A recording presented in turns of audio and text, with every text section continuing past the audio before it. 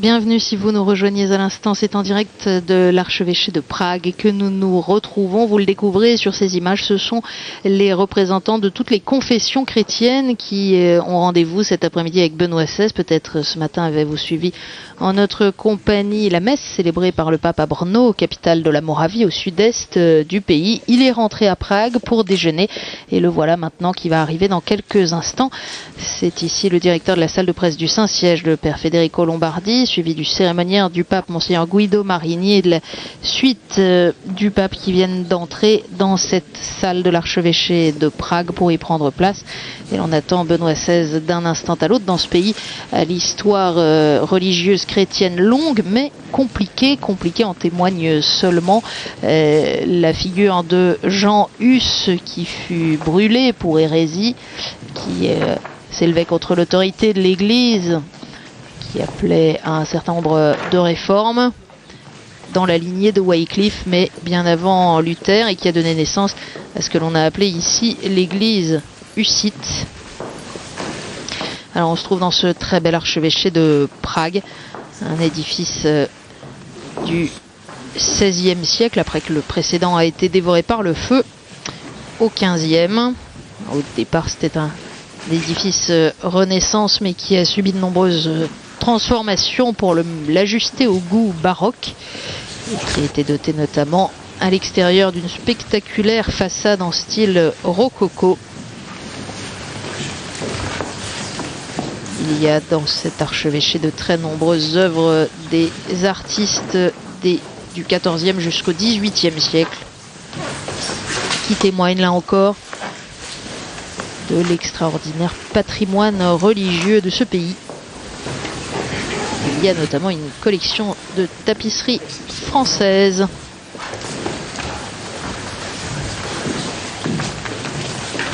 Le pape va venir dans cette salle de l'archevêché qui est la salle du trône. Il sera accompagné par l'archevêque de Prague, Monseigneur Vlk. Ça se passe au deuxième étage de l'archevêché. Vous le voyez, il y a là tous les membres du Conseil écuménique de la République tchèque. C'est d'ailleurs le président de ce Conseil écuménique qui, au nom de l'ensemble des personnes présentes, s'adressera d'abord au Saint-Père. Nous écouterons ensuite l'adresse du pape qui arrive à l'instant, accompagné du cardinal Vlk, suivi de son secrétaire particulier et du cardinal secrétaire d'État Tarcísio Berton, que vous avez brièvement aperçu.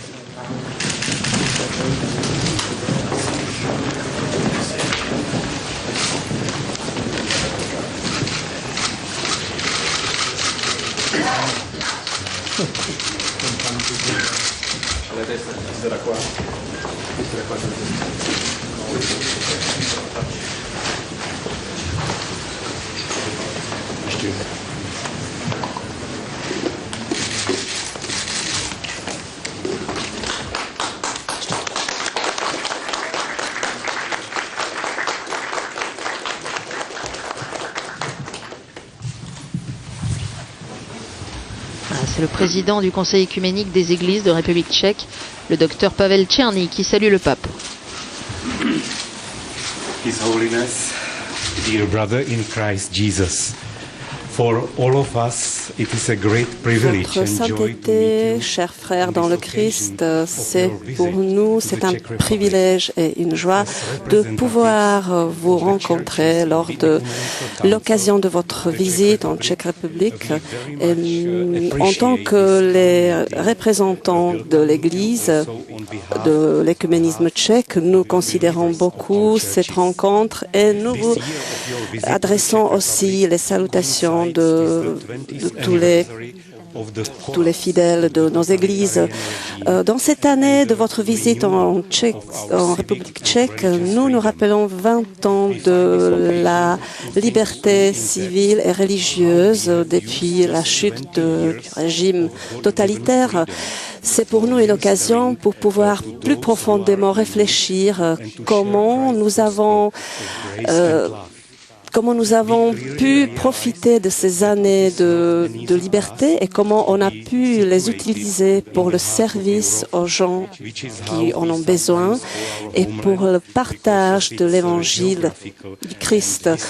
Nous nous rendons compte qu'au cœur même de l'Europe, comme on appelle parfois notre patrie pour son position géographique entre l'Ouest et l'Est, la situation n'est pas facile. Nous appartenons parmi les États qui ont été beaucoup touchés par la propagande athée et par le pluralisme et relativisme.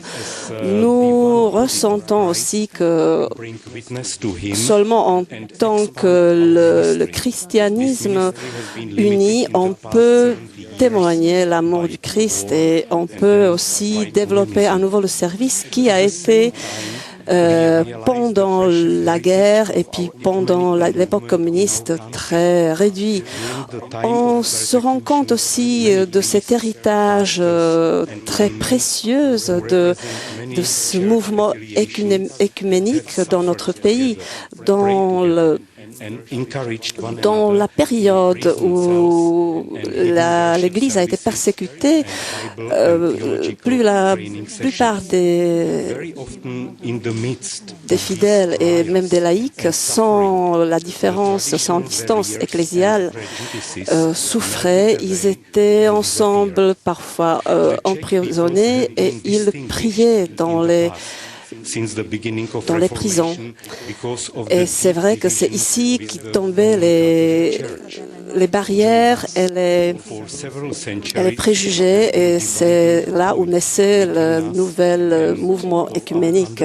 Notre pays est connu par le fait qu'ici, depuis le début de la réforme, il y avait un profond désaccord avec l'Église catholique. Le personnage du maître Jean Hus, pendant les siècles, partageait l'Église et même la compréhension de l'Église. Nous sommes très reconnaissants que par l'initiative de plusieurs experts, théologiens, historiens, et avec votre soutien, et avec soutien surtout votre prédécesseur, le pape Jean-Paul II, qu'on a pu obtenir et arriver à un symposium à Rome qui nous a aidés pour qu'on puisse considérer ensemble Jean Hus comme un personnage du Moyen-Âge qui unit, et dont le caractère de sa lutte pour la vérité doit toujours son mot à dire. Dans la situation de l'écuménisme tchèque, nous nous rendons compte qu'on ne peut pas résoudre beaucoup de tâches dans les différentes églises et qu'on doit servir et travailler ensemble. Un héritage très précieux, c'est la traduction écuménique des Écritures qui a été élaborée en coopération avec plusieurs experts des églises différentes. Le Conseil écuménique entretient une très bonne coopération avec la Confédération épiscopale. Nous préparons ensemble les projets et nous enverrons les chapelains dans l'armée tchèque au service dans les prisons et aussi dans les hôpitaux et dans les établissements médicaux. Nous passons les émissions à la télé et nous organisons aussi les fêtes liturgiques dans beaucoup de villes où se réunissent les prêtres et les pasteurs. La plupart des églises a signé ensemble le document la charte œcuménique s'est engagée à une coopération, à un dialogue dans un respect commun. Nous vivons dans notre société et nous nous rendons compte que la bonne coopération et le bon service de toutes nos églises rend tous les croyants crédibles. Mais on se rend compte également les fautes qu'on paye par la perte de confiance. Sur notre chemin, nous coopérons bien sûr ensemble et nous vivons aussi les moments où notre envie de unir n'est pas encore tout à fait accomplie. Nous reconnaissons le baptême au nom de la Trinité, mais nous n'avons pas encore la célébration commune de l'Eucharistie. Nous nous rendons compte de tous nos obstacles, mais nous espérons tous pouvoir un jour être ensemble autour du banquet du Seigneur et partager le mystère de son sacrifice. Vous avez sûrement lu, et nous avons tous lu vos livres et nous connaissons aussi vos encycliques et les lettres pastorales. Nous admirons votre admiration pour les Écritures et nous admirons vos documents et vos lettres théologiques. Votre encyclique Caritas in Veritate, c'est une inspiration pour nous, pour qu'on puisse ensemble, dans la vérité, servir en tant que les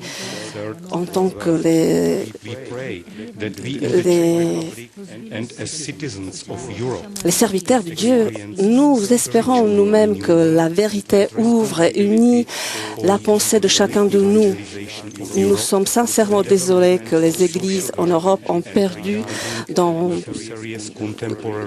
la plupart des directions son rôle et qu'elles se sont affaiblies et qu'elles ne remplissent pas son rôle. Nous admirons la dynamique et le service de beaucoup d'églises dans les pays du tiers-monde et nous prions pour que nous pouvons vivre en Europe un renouveau spirituel et une nouvelle responsabilité pour la réévangélisation de l'Europe.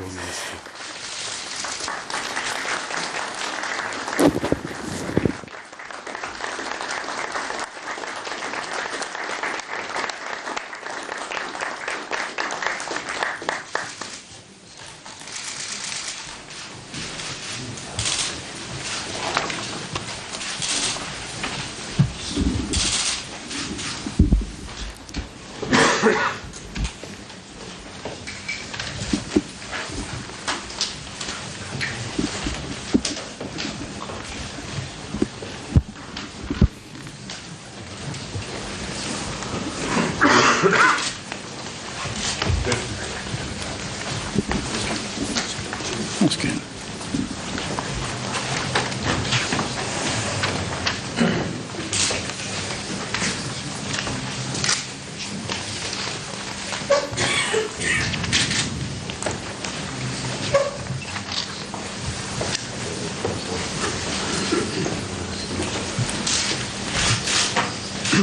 Dear Cardinals, Chers cardinaux, excellences, chers frères et sœurs dans le Christ, je rends grâce à Dieu puissant pour l'opportunité qui m'est donnée de vous rencontrer, vous qui représentez ici les différentes communautés chrétiennes de ce pays.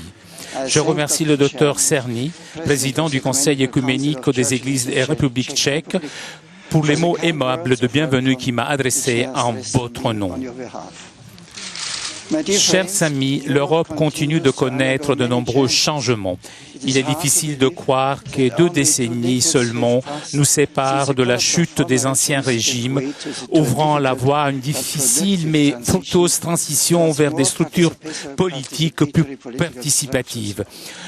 Durant cette période, les chrétiens se sont joints à d'autres bonnes volontés pour rebâtir un ordre politique juste et ils continuent d'entretenir aujourd'hui le dialogue dans le but de préparer des voies nouvelles vers la compréhension mutuelle, la coopération pour la paix et la promotion du bien commun. Néanmoins, sous de nouvelles formes, se font jour des tendances pour marginaliser l'influence du christianisme dans la vie publique. Parfois par le prétexte que ces enseignements porteraient atteinte au bien-être de la société. Ce phénomène doit nous inciter à prendre le temps de la réflexion. Comme je l'ai suggéré dans mon encyclique sur l'espérance chrétienne, la séparation artificielle de l'Évangile avec la vie publique et intellectuelle devrait nous pousser à engager une mutuelle autocritique de la modernité et autocritique du christianisme moderne, regardant spécifiquement l'expérience que chacun peut offrir au genre humain. Nous devons nous demander ce que l'Évangile a à dire à la République tchèque et aussi à l'ensemble de l'Europe aujourd'hui, dans une période marquée par la prolifération planétaire des points de vue. Le christianisme a beaucoup à offrir sur le plan pratique et éthique, puisque l'Évangile ne cesse pas d'inspirer à des hommes et des femmes le choix de se mettre au service de leurs frères et sœurs. Peu le contexte, toutefois, ceux qui fixent leur regard sur Jésus de Nazareth avec les yeux de la foi savent que Dieu offre quelque chose qui est plus profond, quoique inséparable de l'économie, de l'amour et de l'œuvre en ce monde. Il offre le salut. Le terme possède de multiples significations, mais il exprime quelque chose de fondamental et d'universel concernant l'aspiration humaine au bien-être et à la plénitude. Il évoque l'ardent désir de réconciliation et de communion qui jaillit des profondeurs de l'esprit humain. C'est la vérité centrale de l'Évangile et le but vers lequel tout effort d'évangélisation et toute attestation pastorale est dirigé.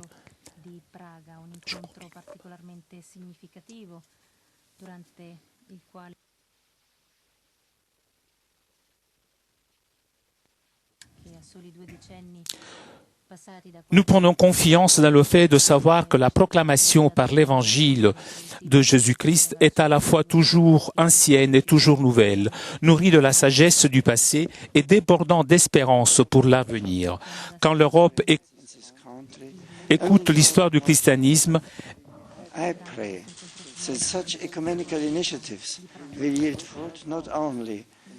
c'est pourquoi, en fait, le christianisme s'inspire des figures telles que Saint Adalbert, Sainte Agnès de Bohémie.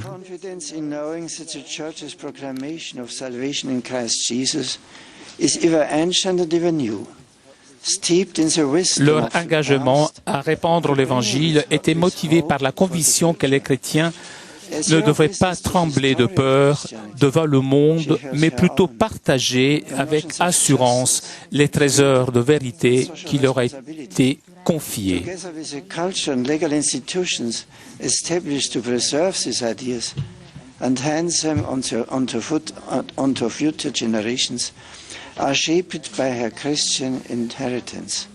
Dans cette perspective, nous comprenons plus clairement pourquoi les chrétiens sont tenus de se ressembler pour rappeler à l'Europe ses racines. Ce n'est pas parce que ces racines se seraient depuis longtemps desséchées.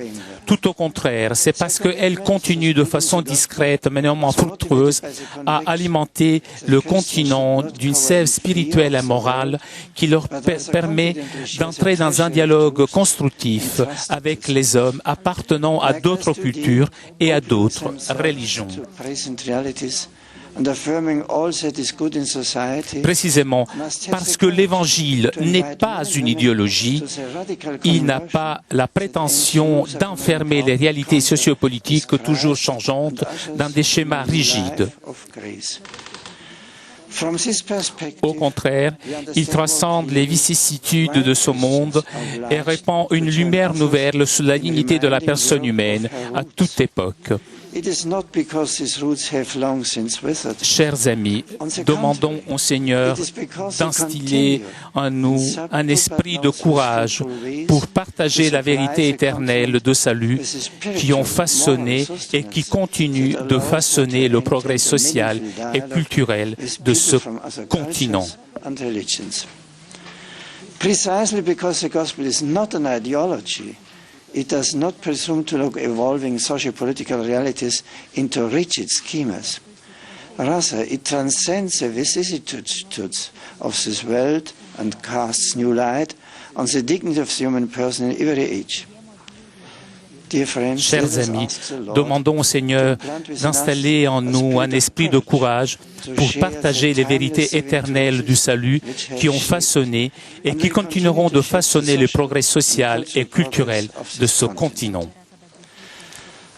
Le salut procuré par les souffrances, la mort, la résurrection et l'ascension aux cieux de Jésus ne fait pas que nous transformer, nous qui croyons en lui, mais il nous somme de partager cette bonne nouvelle avec les autres, illuminés par le don de l'Esprit que sont la connaissance, la sagesse et le discernement, que notre capacité à saisir la vérité enseignée par Jésus-Christ nous pousse à travailler sans répit en faveur d'une unité qu'il désire pour tous ses enfants renés dans le baptême. Avec ces sentiments et dans une affection fraternelle pour vous et pour tous les membres de vos communautés respectives, je vous adresse mes sincères remerciements et je vous confie en Dieu Tout-Puissant qui est notre forteresse, notre citadelle, notre libérateur. Amen.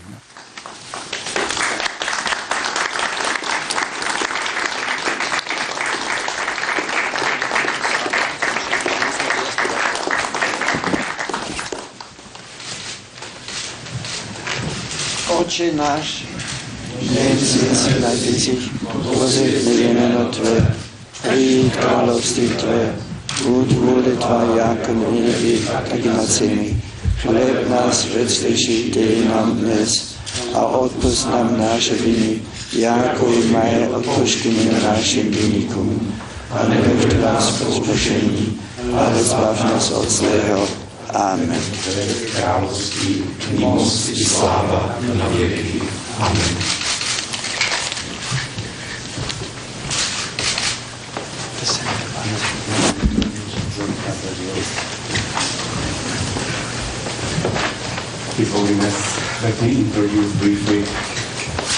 Les représentants des différentes églises vont maintenant être présentés au pape l'un après l'autre.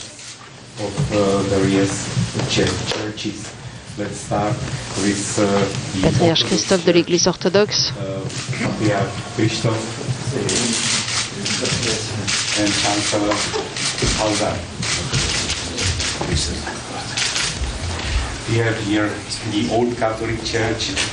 l'évêque des vieux catholiques et son secrétaire,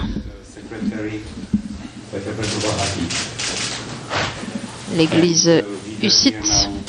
On parlait de Jean Hus aussi bien dans le mot d'accueil que dans l'intervention du pape. Le secrétaire du Conseil écuménique des églises, l'église méthodiste, Methodist Church and Josef Červeňák, Petr Procházka, superintendents.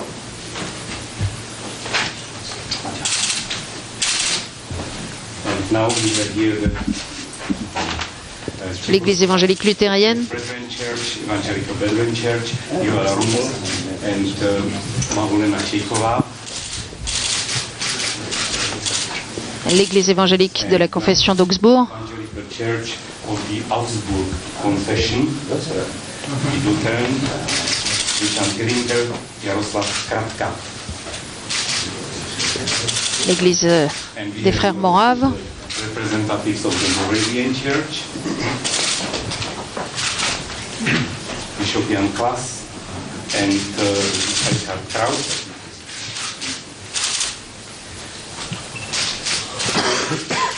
And also our older Et il y a là aussi nos frères aînés représentant la communauté juive. Tomáš Kraus, General Secretary.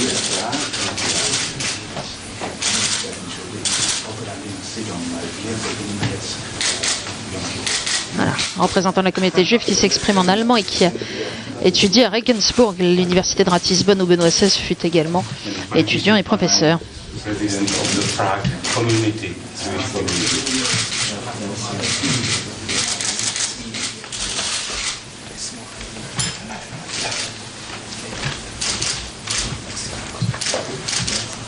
And the Church of the Brethren, Pavel Cherny and Daniel Pfeiffer.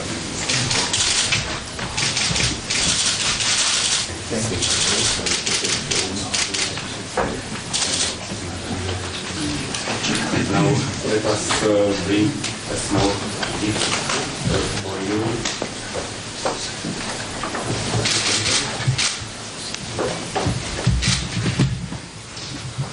Voilà, un présent,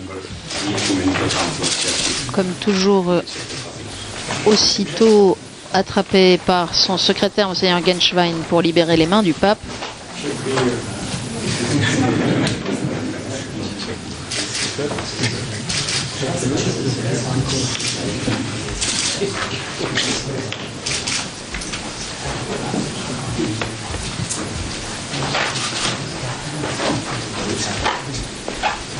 Merci, Dieu vous bénisse et qu'il nous donne